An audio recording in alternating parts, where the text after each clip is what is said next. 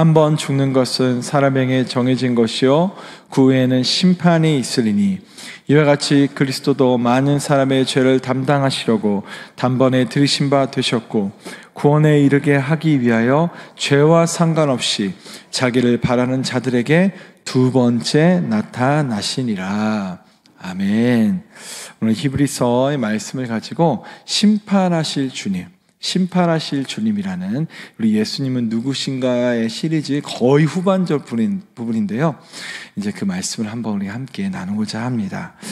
여러분, 이제 종말이라는 그런 주제를 가지고 보셨던 소설도 있고 영화도 있고 드라마도 있고 굉장히 많은 여러 작품들이 많이 나타나고 있는 걸 알 수 있을 것입니다. 특별히 영화 같은 데 보면은 이 종말이라는 주제를 가지고 이 소재를 가지고 나타냈던 영화들이 굉장히 많아요. 왜냐하면 영화라는 것이 이제 사람의 상상 속에서 이게 진행이 되어지는 것이다 보니까 사람들이 종말이 오면 이럴 것이야 라는 그런 상상으로 가지고 다양한 작품들을 만들게 됩니다. 그래서 이런 얘기도 있어요. 제가 거기 그림으로 하나 올려드린 게 있는데 뭔가 막 지구의 소행성이 막 이렇게 날아오는 듯한 장면을 아마 제가 그림으로 준비했잖아요. 그것처럼 사람들이 지구에 충돌을 하면서 지구가 멸망하게 될 것이다 라고 하면서 그런 것들 생각하면서 우리가 아마겟돈 같은 영화 있죠. 그런 거 보면 거기서 브루스 윌리스죠. 브루스 윌리스라는 그 주인공이 거기 가갖고 폭탄 설치해서 터뜨려갖고 결국에는 사람들이 지구가 살아났다라는 그런 영화들, 그것처럼 뭔가 인류의 멸망을 향해서 이렇게 보여지는 그런 많은 것들을 우리가 다양한 모습 속에서 좀 생각을 하는 것 같습니다. 근데 놀랍게도요, 실제로 그 영화가 아니라 러시아나 우리가 다들 알고 있는 나사 같은 데서는요, 진짜 소행성이 올 것이라고 상상을 하면서 미리 그런 걸 대비하는 또 준비를 하고 있다고 합니다. 사람들이 상상으로 끝나는 것이라 아니라 진짜 있을 수도 있다고 생각하면서 그런 것들을 연구하고 있는 것이겠죠. 그만큼 우리 인간은 종말이라는 거에 대해서 늘 생각을 하고 있는 것 같습니다. 그리고 그것에 대해서 때로는 두려움으로, 때로는 호기심으로 그것들을 생각을 하며 살아가는 것, 그것이 바로 우리 인간의 존재인 것 같습니다. 그런데 오늘 본문을 보니까요, 모든 사람이 죽음에 이르게 되고 그 후에는 무엇이 있다고요? 심판이 있다고 말씀하고 있습니다. 모든 죄를 담당하신 예수 그리스도를 말미암아 그분의 십자가에 죽으시고 부활하시고 승천하셨고 결국에는 다시 하늘 올라가셨지만, 오늘 읽은 말씀을 통하니까 모든 사람이 구원에 이르게 하기 위해서 자기를 바라는 자들에게 다시 나타나신다. 두 번째 나타나시리라 라고 이렇게 말씀을 하고 있습니다. 우리가 다 알듯이 사도행전의 말씀을 통해서 보면은 초림하신 예수님은 반드시 재림하신다고 말씀하십니다.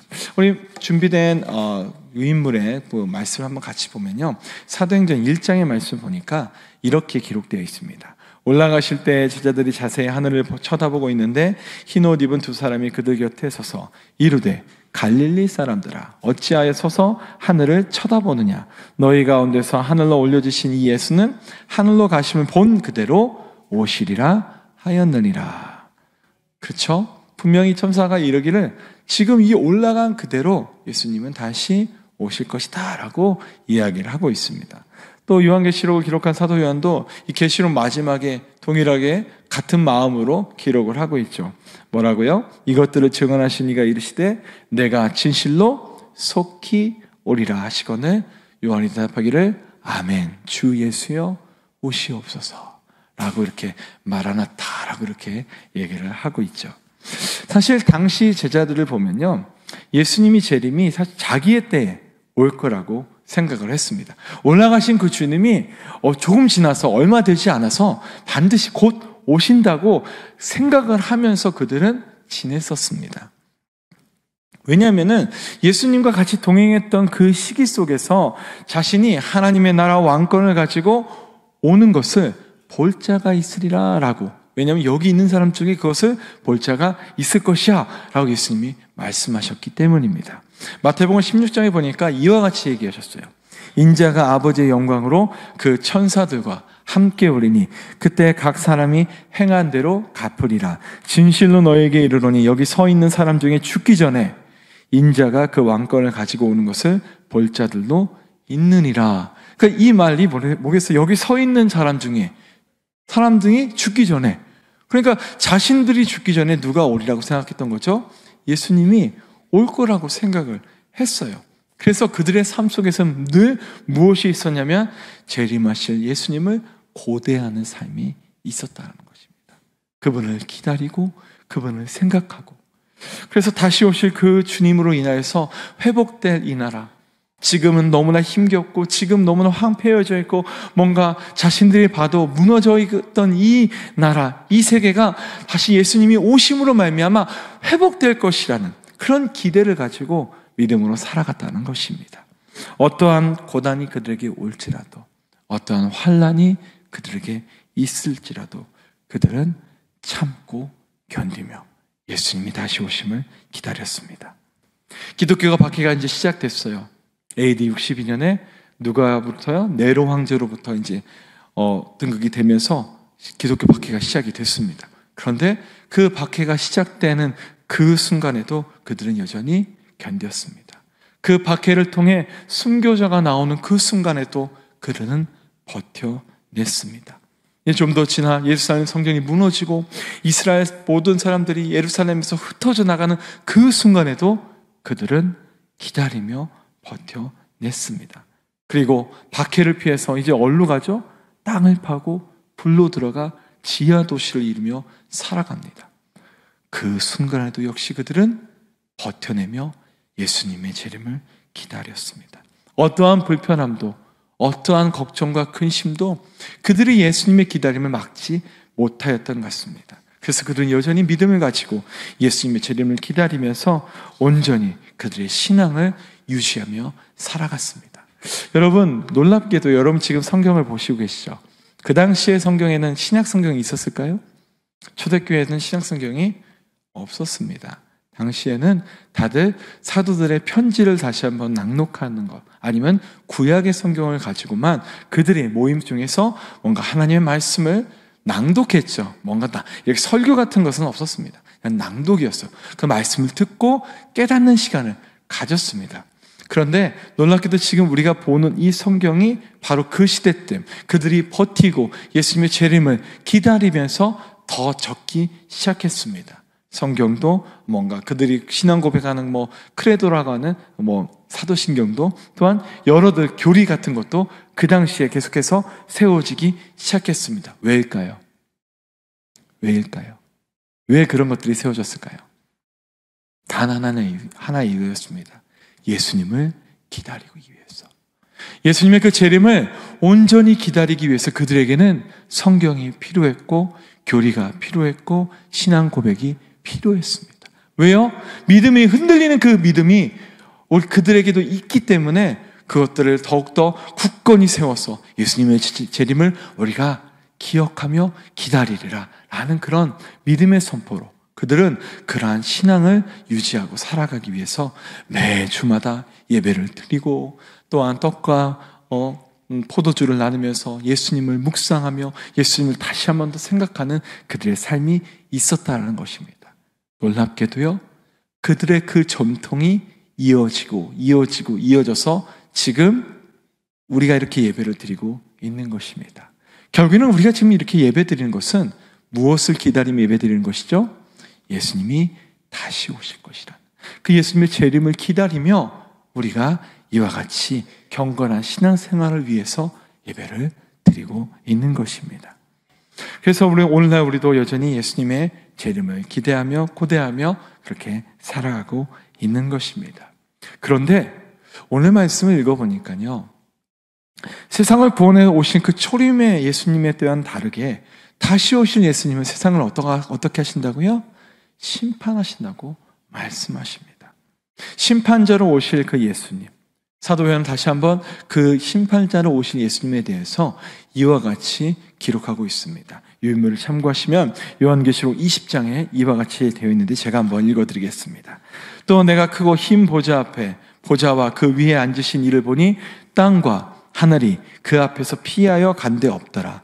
또 내가 보니 죽은 자들이 큰 자나 작은 자나 그 보좌 앞에 서 있는데 책들이 펴 있고 또 다른 책이 펴졌으니 곧 생명책이라. 죽은 자들이 자기 행위를 따라 책들에 기록한 대로 심판을 받으니 바다가 그 가운데서 죽은 자를 내주고 또 사망과 음부도 그 가운데서 죽은 자를 내주매 각 사람이 자기의 행위대로 심판을 받고. 결국에는 예수님이 그 이 땅에 오셨을 때 모든 이들이 모여서 다 심판을 받게 된다고 얘기합니다. 이 계시록의 얘기를 좀 짧게 얘기하면 백보자 심판이라고 얘기를 합니다. 아마 한 번씩이라도 들어보셨을 거예요. 설교 시간을 통해서 백보자 심판 하면서 그 얘기를 들으셨을 것이라고 생각합니다. 재림하신 예수님을 말미암아 심판에 이르는 그런 것들을 죽음에 이르는, 그러니까 심판에 이르렀을 때 모든 죽은 자들이 이제 예수님께 모여서 각자의 행위대로 그 행위가 적힌 책들이 있었던 것 같아요. 여러 책들이라고 하니까 자신들의 행위가 적힌 여러 책들이 있고 또 한편에는 다른 책, 생명책이죠. 생명책이 있는데 행위에 따라 심판을 받는다고 기록이 되어 있습니다. 예수님 옆에 나와 심판받는 것. 그런데 놀랍게도 그 이후에는 읽지 않았지만 이후의 말씀을 보니까요, 이렇게까지 얘기를 합니다. 생명책에 기록되지 않는 자들은 어디에 있다고요? 불못에 던져지게 된다고. 그리고 이것을 둘째 사망이라고 말씀하십니다. 그러니까 죽은 자들이 다시 한번 일어나서 심판을 받게 되고, 그리고 거기서 생명책에 기록되지 않은 사람들은 불못에 던져지며 둘째 사망에 이르게 된다는 것. 죽음이라는 것은 결국에는 이 세상의 단절이라고 얘기하기가 좀 어렵다는 것을 오늘 말씀 속에서 다시 한번 깨닫습니다. 뭔가 죽음으로 끝나는 것이 아니라 어떻게 보면은 예수 그리스도가 오심을 통해서 모든 죽은 자들이 다시 한번 주님 앞에 심판받는 그런 순간이 있게 되어진다는 것입니다. 그러나 놀랍게도 그 심판의 유무는 생명책에 기록됐냐 안 되냐가 결국에는 그들에게 어떻게 보면은 가장 중요한 요소로서 작용한다는 것을 오늘 말씀 기록하고 있죠. 근데 이 사건에 대해서 소설로도 한번 표현한 부분들이 있어서 한번 소개해보고자 합니다. 여러분 너무나 잘 아시는 책이에요. 철로역정 너무나 잘 아시잖아요. 존 버년이 쓴 그 철로역정에서 이 성경의 내용을 이야기식으로 한번 풀어갔습니다. 어떻게 풀어갔는지 제가 한번 이야기를 해드리겠습니다. 그 철로역정에는 해석자라는 사람이 등장을 해요. 마지막 부분에 해석자라는 사람이 등장을 해서 이것에 대해서 이 크리스천이 물을 때마다 어떤 것인지 이렇게 해석을 해줍니다. 그런데 이 최후의 심판의 부분에 대해서도 역시 그 해석자가 크리스천에게 이야기해 주는 장면이 나옵니다. 그러면서 어떤 방을 딱 안내를 해요. 그 방을 안내하니까 한 사람이 잠에서 이제 갓 일어난 모습을 보여주고 있습니다. 그러니까 뭔가 부스스하면서 잠에서 일어나는 모습을 보여주는데 그 사람의 표정을 보니까 손발이 부들부들 떨리고 있고 굉장히 무언가에서 그 악몽을 꿨는지 두려워하고 있는 모습을 가지고 있습니다. 그래서 크리스찬이 이 모습을 보면서 해석자에게 물어봅니다. 저 사람은 왜 저렇게 떨고 있습니까? 라고 이렇게 묻자 해석자가 이번엔 자기가 직접 설명을 해주는 것이 아니라 오히려 이렇게 얘기합니다. 저 떨고 있는 사람에게 직접 이유를 설명해 줄 것입니다. 그러니까 떨고 있는 저 사람에게 물어보시오. 그러면 그가 이야기를 할 거라고 이야기합니다. 그래서 그 떨고 있는 사람에게 물어봅니다. 그러니까 그 떨고 있는 사람이 이와 같이 얘기를 하는 거예요. 지난밤 자다가, 이제 어젯밤 잔 거죠.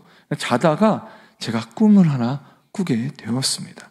갑자기 꿈을 꾸니까 그 지금 우리가 읽었던 요한계시록 그 장면을 표현하는 거예요. 캄캄한 밤이 갑자기 어둑어둑해지면서 번개가 치고 천둥이 일어나는데 저는 두려움에 잠기게 되었습니다. 그리고 하늘을 갑자기 내가 올려보니까 구름들이 왔다 갔다 하면서 나팔 소리가 울리기 시작하는 것입니다. 그리고 나팔 소리에 귀 기울여 그 장소를 보니 어느 한 인물이 보좌 앞에 앉아서 수많은 사람들의 시중을 받고 있는 것이 보였습니다. 그리고 그 주위에는 불길이 휩싸였고 하늘 역시 온통 타오르는 불길로 가득 차 있었습니다. 그럴 때 갑자기 우렁찬 소리가 들렸습니다. 죽은 자들아 깨어나라. 그리고 심판받으러 오라. 그 음성을 외치는 것을 우리가 함께 갑자기 바위가 갈라지고 그 다음에 무덤이 열리면서 죽은 자들이 살아 일어나 밖으로 나오는 것이었습니다. 그런데 놀랍게도 그들 몇 명 중에는 너무나 기뻐하며 하늘을 쳐다보았고 어떤 사람은 두려워하며 산 밑으로 더욱더 어둡고 어두운 곳으로 숨는 것을 보았습니다.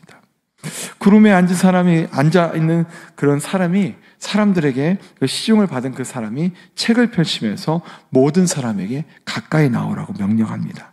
그러나 그 사람 앞에 끊임없이 타오르는 불길로 인해서 꼭 피고와 재판장 이 간격이 있는 것처럼 그들 사이는 굉장히 벌어져 있었습니다. 그런데 구름 위에서 책을 펼치고 있는 사람이 그를 시중들고 있는 많은 무리에게 이와 같이 얘기합니다. 가라지와 쭉정이와 검붉은 모든 것을 거두어서 불 붙는 곳에 던져라 라고 이렇게 선포합니다. 그러자 제가 서 있던 바로 그 옆에 밑도 끝도 없이 아주 깊은 지옥의 문이 열리더니 그 입구에는 몸서를 칠만하게 우리가 막 놀랍게 타오르는 불길과 또 지독한 연기가 무시무시한 소리를 내면서 일어나는 것이었습니다. 그래서 구름에 있는 사람이 이렇게 얘기합니다. 내 곡식을 모아 창고에 쌓아두어라. 그러자 많은 사람들이 구름 위로 들려올려가 어리동가로 사라지는 것. 그러니까 뭔가 천사의 인도를 받고 사라지는 것 또한 보았습니다.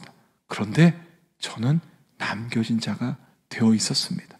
그래서 너무나 부끄러운 마음에 몸을 숨기고 그런 숨기는 순간 제 머릿속에서는 제가 지었던 모든 죄악들이 떠오르기 시작하면서 저를 공격하기 시작했습니다.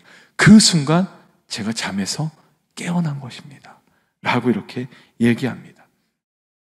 그러니까 그렇게 깨어난 그 순간에 크리스찬이 보고 물어봤던 것이겠죠.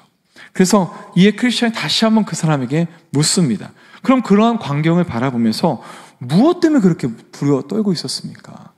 그냥 보는 꿈이니까 그냥 꿈이겠구나라고 이렇게 환상으로서 느낄 수 있겠지만 왜 당신은 무엇이 그렇게 무서워 떨고 있었습니까? 라고 이렇게 묻자 무엇 때문이냐고요? 라고 하면서 심판의 날이 다가왔을 때 나는 아무런 준비도 되어 있지 않았습니다. 그리고 무엇보다도 무서운 것은 천사들이 이끌려 올라간 사람과 다르게 제가 뒤에 남겨져 있었다라는 것입니다. 또한 제 옆에는 무시한 지옥의 입구가 있었고 재판장은 몹시도 무서운 얼굴을 하며 저를 노려보고 있었습니다. 그런데 저는 두려움에 떨려 어디에도 숨을 곳이 없었기에 그토록 무서움에 떨고 있었습니다. 이 이야기가 철로역정에 기록이 되어 있어요. 철로역정에 이 이야기가 나오는데 여러분 그때 그 순간에 한번 상상으로라도 우리가 한번 생각나지 않습니까? 이 이야기를 들어보니 심판의 때가 그와 같다라는 것입니다. 그런데요, 이 심판을 원어적으로 보면 이런 뜻이 있어요. 구별되다, 선택하다, 인정하다 라는 것이 내포되어 있습니다. 이 심판에는요. 그러니까 뭔가 이것과 저것 아니면 선택받은 것과 선택받지 못한 것 아니면 인정받지 못한 것 혹은 인정받은 것 이것이 나뉘어져 있다라는 것입니다.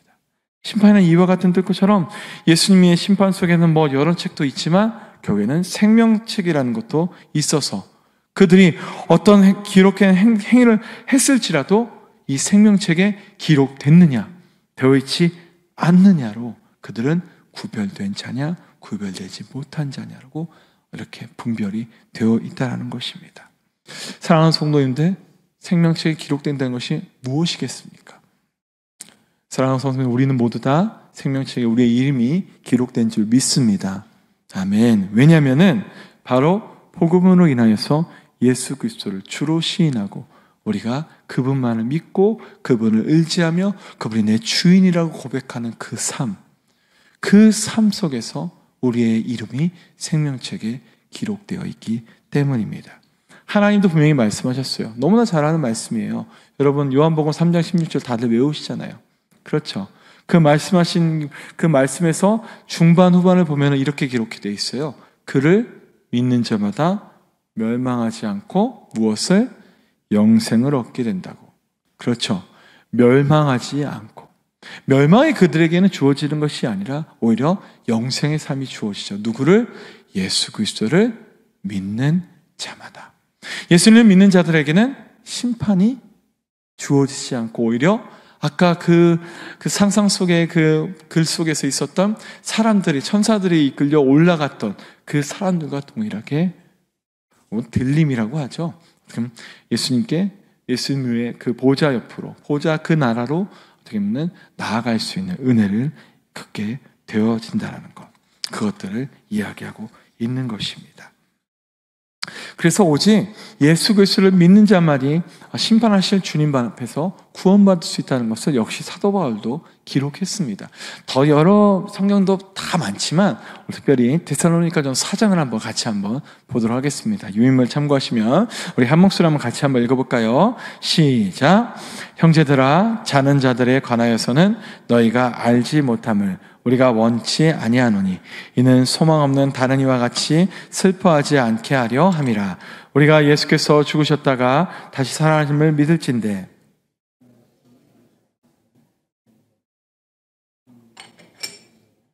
아멘. 여기서 보니까 이와 같이 예수 안에 잡는 자들도 하나님이 그와 함께 데리고 오시리라. 심판받는 자뿐만 아니라 천사들과 함께 천국에 이르는 자들도 있다라는 것입니다. 결국에는 예수 그리스도를 믿는 자는 심판에 이르지 않고 주님과 함께하는 자리에 거하게 된다는 것. 그래서 그 이후에 17절의 말씀을 보니 이렇게 기록되어 있습니다. 그 후에 우리 살아남은 자들도 그들과 함께 구름 속으로 끌려올려 공중에서 주를 영접하게 하시리니 그리하여 우리가 항상 주와 함께 있으리라. 이렇게 기록을 하고 있는 것입니다. 이처럼 성경은 육신의 죽음을 죽음이라 말하지 않습니다. 결국 예수 그리스도를 믿지 않는 영적 죽음을 온전한 죽음이라고 말합니다. 믿음으로 인하여서 심판하실 주님 앞에서 주님의 나라에 거하게 되는 것을 우리는 늘 또한 소망하며 살아가는 것이 우리의 삶일 줄 믿습니다. 삶의 자리가 어떠하든지, 삶의 모습이 어떠하든지 이 세상의 이치와 판단을 넘어서서 우리 하나님의 백성으로 경건하게 살아가시는 우리 모든 성님 되기를 간절히 바랍니다. 그렇습니다. 우리 그리스도인은 하늘 소망을 바라보며 살아가는 자들입니다. 다른 어떤 것을 우리가 바라보며 살아가는 것이 아니라 하늘 소망을, 저 하늘에 있는 그 소망을 우리가 바라보며 살아가는 것입니다. 그것에 대해서 베드로는 다음과 같이 1장에 기록을 했습니다. 우리 주 예수 그리스도의 아버지 하나님을 찬송하리로다. 그의 많으신 긍휼대로 예수 그리스도를 죽은 자 가운데서 부활하게 하심으로 말미암아 우리를 거듭나게 하사 산 소망이 있게 하시며 썩지 않고 더럽지 않고 쇠하지 않은 유업을 있게 하시나니 곧 너희를 위하여 하늘에 간직하신 것이라. 너희는 말세에 나타내기로 예비하신 구원을 얻기 위하여 믿음으로 말미암아 하나님의 능력으로 보호하심을 받았느니라. 그러므로 너희가 이제 여러 가지 시험으로 말미암아 잠깐 근심하게 되지 않을 수 없으나 오히려 크게 기뻐하는도다. 너희의 믿음의 확신하는 불로 연단하여도 없어질 금보다 더 귀하여 예수 그리스도께서 나타나실 때에 칭찬과 영광과 존귀를 얻게 할 것이니라. 아멘. 이것이 결국 우리가 심판하실 주님 앞에 나아가는 우리의 모습이라 생각을 합니다. 소망을 품고 살아가는 것은 결국에는 예수님의 다시 오심을 기다리는 삶과 저는 동일하다고 생각합니다. 하늘 소망을 고대하며 살아가는 것은 결국에는 예수님의 다시 오심을 고대하며 살아가는 삶과 같다는 것입니다. 여러분 다들 아시겠지만 저의 딸 이름이 어떻게 되는지 아시죠? 네, 첫째는 재림이고 둘째는 유림입니다. 아이의 이름을 어떻게 지어야 굉장히 고민을 많이 했습니다. 좋은 이름이 뭔가 없을까? 어떤 이름을 줘야 이 아이들이 이쁘고 행복하고 정말 잘 믿음으로 잘 살아날까? 왜냐하면 아이의 이름을 지을 때 부모들은 항상 이거를 생각하지 않습니까? 그 이름대로 살아가라. 그 이름으로 정말 하나님의 백성으로 정말 잘 살아가길 소망하면서 아이 이름을 짓잖아요.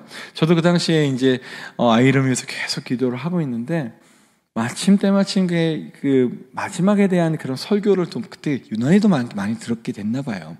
그러니까 예수님이 다시 오심에 대해서 우리가 잊지 않아야 되겠다는 생각을 하게 됐습니다. 그래서 저는 그거 제 마음에 또 감동이 오고 제 아내하고도 잘 나눠서 그래, 이 아이는 이걸로 짓자 하면서 재림으로 이렇게 짓게 됐습니다. 재림으로 해서 우리 그 주민센터죠. 동사무소래. 주민센터를 가갖고 이름을 막 할 때도 그 재림이라는 한자를 그냥 찾아서 그냥 한자를 적었던 기억이 나요. 다른 거 하나도 생각하지 않고. 왜냐하면 우리가 의도했던 것이 바로 예수 그리스도의 그 재림을 기대하고 정말 준비하는 아이가 되어라. 마지막 이때 정말 우리가 말세라고 하잖아요. 지금 이 말세에서 정말 예수님을 고대하며 살아가는 아이가 됐으면 좋겠다. 그런 인물이 됐으면 좋겠다. 그래서 이 둘째도 유림이라고 졌어요. 이유가 기름을 준비했던 5 처녀들처럼 기름 유자를 써서 그래 예수님의 임재를 준비하는, 기름을 준비하는 그런 여인이 되라. 그래서 항상 늘 그것들을 고대하며 살아가라고. 그런데 결국에는 이 아이들의 이름을 지으면서 더 중요하게 생각했던 것은 내가 이 아이들을 부를 때마다, 이름을 부를 때마다 내가 그렇게 살아갔으면 좋겠다. 내가 예수님의 재림을, 또한 예수님이 다시 오심을 기대하며 기름을 준비하는 그런 믿음의 사람으로 내가 살아가리라는 다짐을 늘 하게 되더라고요. 그런 마음으로 하기 위해서, 잊지 않고 싶어서, 그 다시 오실 그 예수님을 잊지 않고 싶은 마음에 아이 이름을 그렇게 짓게 되었습니다. 비록 다시 오실 주님은 심판하실 주님이십니다. 뭔가 세상을 구원하시기 위해서 아니라 오히려 이 세상을 온전케 다시 한번 회복하시기 위해서 이제는 심판의 주로 오십니다. 그런데 놀라운 것은요, 심판에 오시기 위해서 오신 그 주님이 우리를 향해서는 심판이 아닌 다른 것을 준비하고 계셨다는 것입니다. 아까 베드로전서의 말씀처럼 마지막에 무엇을 준비하고 있다고 했죠? 영광, 칭찬과 영광과 종기를 얻게 할 것이니라. 우리에게 주시는 것은 결국에는 믿음으로 살아야 했구나. 정말 잘했다. 정말 고생했다.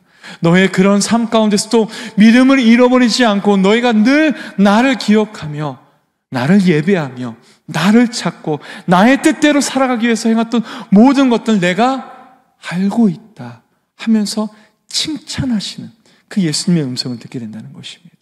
그리고 영광과 존귀, 그 예수님께서 누리신 그 영광과 존귀에 참여하는 자로서 하나님이 우리를 부르시고 또 예수님이 그렇게 우리의 이름을 불러주신다는 것입니다. 그래서 우리는 오늘도 예배드립니다. 그래서 오늘 우리도 하나님의 말씀 앞에 서서 주님의 뜻대로 살아가는 것입니다. 그 뜻대로 살아가는 순종의 삶, 결국에는 그것들이 우리가 정말 하나님 앞에 나아갔을 때 부끄럽지 않은 그 믿음으로 온전히 나가는 하나님의 백성이 될 줄 믿습니다. 수많은 믿음의 선조들도 역시 예배와 경건의 삶을 통해서 그 길을 걸어가고 있었습니다. 그렇죠? 우리 또한 그 믿음의 선조들, 그들이 걸어간 그 발자취를 우리가 기억하며 역시 우리도 그 길을 걸어가는 사람입니다. 또한 나아가서는 우리의 다음 세대들, 우리 자녀들이죠. 자녀들도 우리가 걸어간 그 믿음의 길을 따라가서 잘 걸어갈 거라고 생각을 합니다.